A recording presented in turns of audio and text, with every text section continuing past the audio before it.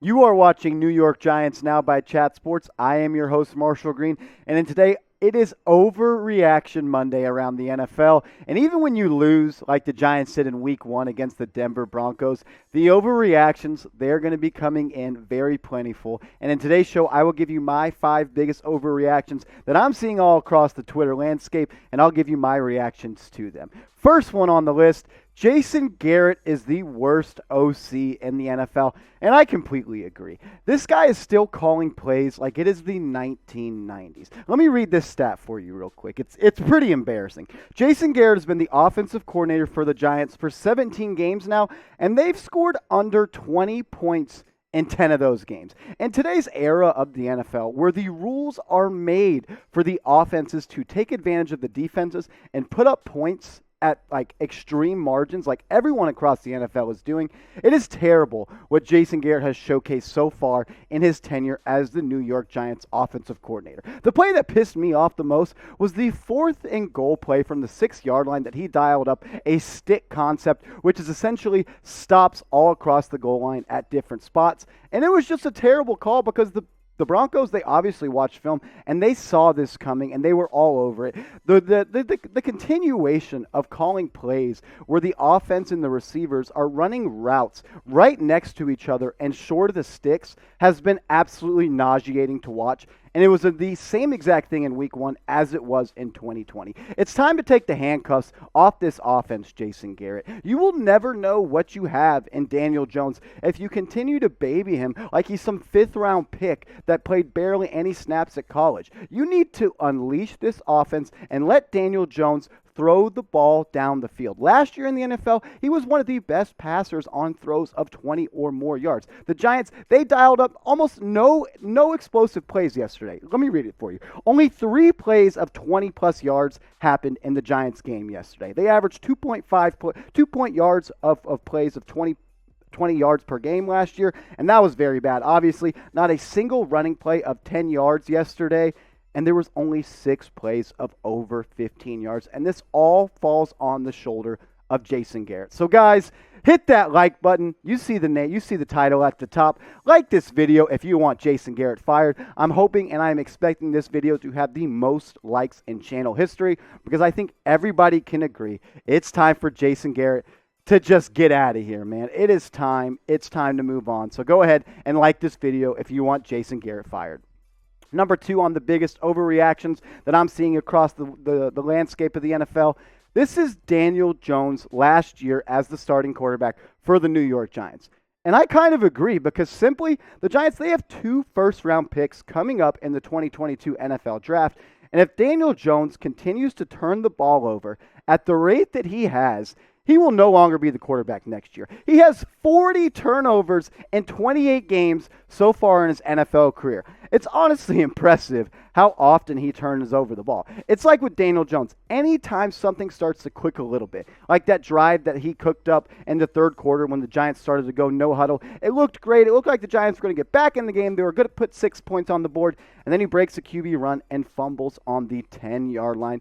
And that's where the game was lost, in my opinion. And the thing that I didn't like about Daniel Jones that I'm starting to see more and more, he zones in on who he's throwing to pre-snap, and he stares them down the entire play. This is something that rookie quarterbacks do. When you're a 3rd-year quarterback like Daniel Jones, you're supposed to be able to read defenses. Daniel Jones was supposed to be a high IQ quarterback coming out of Duke that was coached by David Cutcliffe that had the IQ to be impressive and be an NFL quarterback. And the way he just locks in on his first reads that he's done so far, and especially yesterday, I thought it was really bad and worse than normal. I was just upset. It was upsetting to see. I was expecting Daniel Jones to take a step this year. Yeah, it's only Week 1, but this is Overreaction Monday on the New York Giants channel. And guys, we have breaking news coming in. My producer is telling me right now, you hear him. It is official. The New York Giants are not signing Cam Newton. Stop it, guys. I'm seeing you guys in the comments. You're hitting me up on Twitter. I'm seeing it everywhere. I can promise you guys, this New York Giants team is not signing Cam Newton. No way, shape, or form will Cam Newton be wearing the New York Giants blue anytime this season. So just put it to bed. I know we are all upset with how Daniel Jones is playing, but guys, just stop it. Cam Newton's not going to be a Giant. That's my last time talking about it. But go down in the comments, weigh in, get your votes in, be active down there for me, guys. Are you concerned about Daniel Jones and his Week 1 performance against the Denver Broncos? If you are, go down in the comments and type Y for yes. And if you're not concerned and you think he's going to lead us to the playoffs, go down and type your N for no. Number 3 on my overreactions, Sterling Shepard is the best player on this team. And I really, on offense, I don't think it's all that close. I think Logan Ryan and Leonard Williams can challenge him for that spot. But on offense, it is absolutely clear that Sterling Shepard is the best player on this team. And clearly, he's going to be the wide receiver 1 for this team. 7 receptions yesterday, an absolute huge game, 113 yards, over 16 yards a catch. And he had that nice touchdown on the over route where he outran the rookie corner Patrick Surtain out of Alabama. Gave him a little stiff arm like you can see in that picture and trotted his way into the end zone. This is my guarantee for you guys. If Sterling Shepard stays healthy this year, which we all know has been a problem for Shep so far in his NFL career and recently with the concussion stuff, if he stays healthy, he is a lock to have over 100 catches. This guy is going to be the number 1 target for Daniel Jones all year. I would like to see Kenny Golladay get involved more so early on in the game, but I think Daniel Jones just has the ultimate trust in a guy like Sterling Shepard, and when the money's on the line, game's on the line, I can see him targeting Sterling Shepard. But look at this picture of Kenny Golladay, man. This is one of his catches. When he's covered, he is still open. That is what is so good about Kenny Golladay. And multiple times in the NFL, he has had one of the highest contested catch rates during a season. And that is what's so great about him. He's a 6'3", 6'4" wide receiver, a big-bodied guy that even when he's covered, even when he's blanketed, just throw him the ball and he'll come down with the catch. I can promise you that. I want to see the Giants get him more involved early on in the game. Only had 1 catch in the first half, finished with 4 catches for 64 yards. But get this guy more involved. You just paid him $72 million. So throw him the damn ball, Daniel Jones. Get it on the same page. And another thing I'm worried about, what is going on with Kadarius Toney? I was talking with our Cowboys host, Tom Downey, and we've been back and forth. We always argue, just the Giants-Cowboys rivalry. And he said it before, and I'm starting to believe it. As long as Jason Garrett is the offensive coordinator for the New York Giants, I think Kadarius Toney is going to be a bust. I don't think Jason Garrett is creative enough to get this guy involved at the rate that he needs to be. He played in just 2 snaps yesterday and touched the ball both times. How obvious it is that, hey, we're going to trot out the rookie wide receiver, our first-round draft pick, and we're going to put him in motion, and we're going to get him the ball. That is just unacceptable. You need to see this guy more active on Sundays, and it's all on the shoulders of Jason Garrett. If Kadarius Toney is going to be successful this season, it's up to Garrett. This is a gadget type of player that you have to game plan and get him the ball in open space. And that's what they tried yesterday, but it was so obvious. Jason Garrett, just be better. This team needs you to be. Guys, I need you guys to subscribe right now. You see the link, youtube.com under me /NYGiantsTV, because more subscribers equals more videos. And what does that mean? For instance, yesterday I had to wait hours on hours to film that pregame video that I put up. If you haven't watched it, go watch it. I'm going on a rant, and I'm just saying what I feel. And the reason I had to wait so long is because our subscriber count on Giants Now is not high enough to be a priority. We had to wait for channels like the Browns and the Broncos and the Dolphins to film their videos first because we don't have enough subscribers. So if you want post-game videos to come out ASAP as soon as games ends, make sure you subscribe. We're putting out content almost daily. So if you want to stay up to date on everything surrounding the New York Giants, go down and hit that big red button. Number 4 on the Overreaction Monday, number 4 out of 5. I'm starting to get worried about this Giants offense running attack. The Giants, they simply could not run the ball yesterday. It seemed like any time Saquon Barkley or Devontae Booker touched the rock, there was a defender right in front of their face before they even reached the line of scrimmage. I was a little concerned about Saquon Barkley yesterday. It didn't seem to me like he really trusted that leg, which is understandable and which is okay. He's coming off major surgery to that ACL, and it was his first time back playing in over a year. But I want to see Saquon trust himself. Saquon was asked about his game being back with the New York Giants this Sunday. This is what he had to say.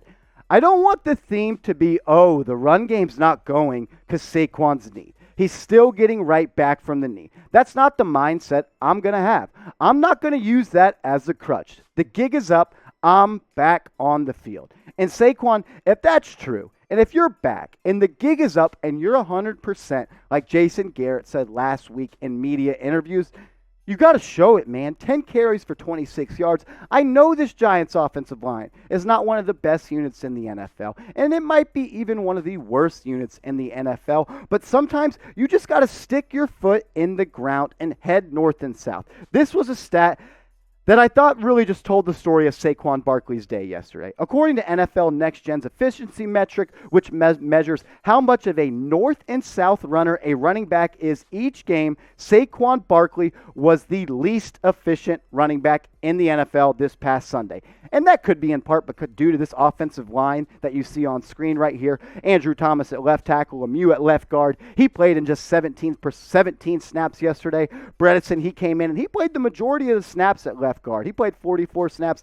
Gates at center, Hernandez at right guard, Solder at right tackle, who struggled in the first half and gave up a big sack on third down to Von Miller. And Matt Peart, he played 19 snaps at right tackle and spelled Nate Solder. The Giants, they really struggled on the offensive line, but Andrew Thomas had one of his best games in the NFL, which is probably one of the only bright spots. He had an 80.4 pass blocking grade by PFF, so I expect Andrew Thomas to build on this and show why he was the 4th overall draft pick in the 2020 NFL Draft. But guys, voice your opinion. Let me know. This is a safe space for all New York Giants fans. So let me know, what are you most worried about when it comes to this Giants team? It can be the offensive line. It can be Jason Garrett calling plays like it's still 1970. It can be Dave Gettleman in the 2018 and the 2019 offseason that he had. But just go down in the comments and let me know, what are you most worried about? Number 5, overreaction number 5, the last one on today's show. If I had 10 overreactions that I had time to do, I could have all 10 of them, but this is the last one. The defense looks like it's taken a step back. This was a unit in the NFL that was graded as a top 13 unit by PFF in overall yards given up, and it just didn't look like that yesterday against the Denver Broncos. I mean, simply put, 11 missed tackles. That ain't it. It ain't going to get the job done. You need to be a more fundamentally sound team and wrap up and tackle and finish plays. Joe Judge, you preach mechanics. Teach him how to tackle, man. This is unacceptable. Blake Martinez, the captain of the defense, the sideline-to-sideline tackling machine. He had 3 missed tackles and a critical one on 4th and goal that ended up being a touchdown. If he got the tackle, that it would have been a turnover on downs, but we know the story. That was the score that pretty much put this game out of reach. But if the Giants continue to play like this and not be able to get off the field on 3rd down, not be able to generate pass rush, and just not be able to get off the field when it matters most and lose the time of possession battle and the margin that the Giants did yesterday, this is going to be a very, very long season. And by week 4, you will be ready for the NFL draft and be scouting prospects. Because this team, it is built to be a defensive-minded team. We spent big money this offseason giving Leonard Williams the bag, bringing in Adoree Jackson from the Tennessee Titans. They need to play better. I was impressed with Leonard Williams and Logan Ryan. I thought they were probably the 2 best Giants defenders coming out of Sunday. But as a whole, I'm giving this Giants defense a C- performance. They need to be much better. Simple as that. Luckily for the Giants, they will be back in action in just a couple of days. Thursday night football, they will be playing the Washington football team. So go down and let me know, who do you got in this matchup? If you think the Giants are going to bounce back and get a win, go down in the comments and type NYG. Or if you think the Tyler Heineke, however you say his damn name, I don't know, he's a scrub. We better win this game. But if you think the football team's going to win, go down in the comments and type WFT.